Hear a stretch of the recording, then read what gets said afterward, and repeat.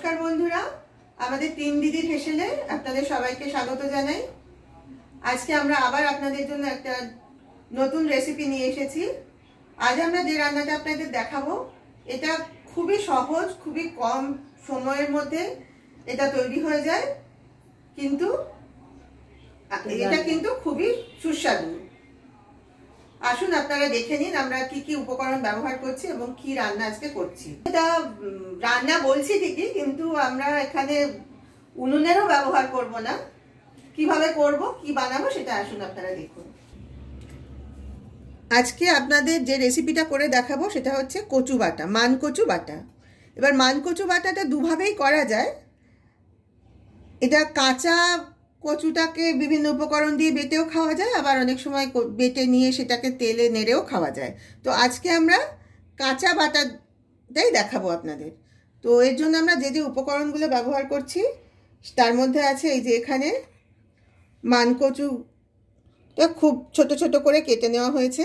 আর একটা জিনিস মনে রাখবেন, আপনারা যদি এইভাবে বেটে খান সেক্ষেত্রে কচুর খোসাটা যখন ছাড়াবেন অনেকটা মোটা করে ছাড়াবেন।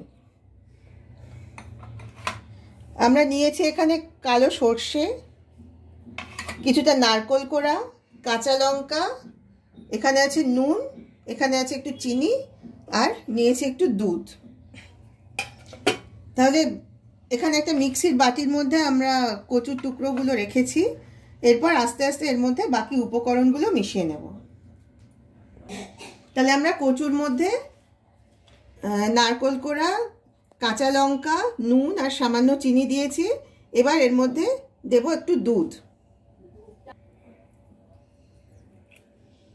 ব্যাস, এবার আমরা এটা মিক্সিতে বেটে নেব।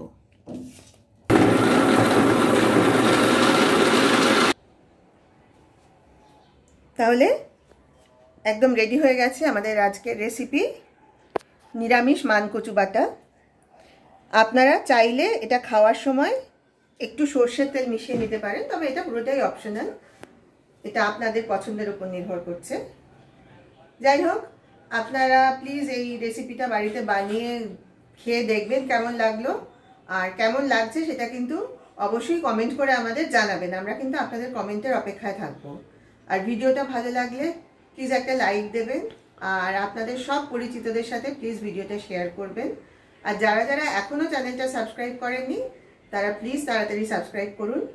আজ তাহলে এই পর্যন্তই, আবার কাল আপনাদের কাছে চলে আসবো একটা নতুন ভিডিও নিয়ে। সবাই ভালো থাকবেন, নমস্কার।